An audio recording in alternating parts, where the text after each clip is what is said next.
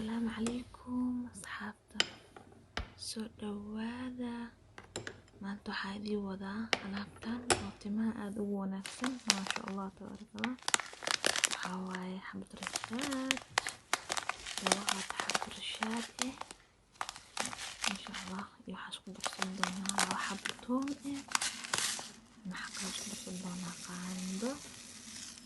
فاسلين intaasa isku shiideynaa laakiin ka hor xabad qashiid iyo toonta ayaan dabka saareynaa oon karkarineynaa marka isku soo karkaraan waraabsan toon daqiiqo camal ay kuu saarnaadaan markaas ayaad makiinada ku shubeysaa oo lagu shiido kabacdina waa shiideysaa fasil intaa markaas ku dareysaa waa ka faa'iidoontay asxaabay ila tijaabiye alaabtan qofkii isticmaalo maxay tahay weeyga 2 jeer maasha Allah tiimo qurux badan oo markii la fiiriyo maasha Allah aad shayna umaleysa ay ka dhan qurux badan oo soo baxaayo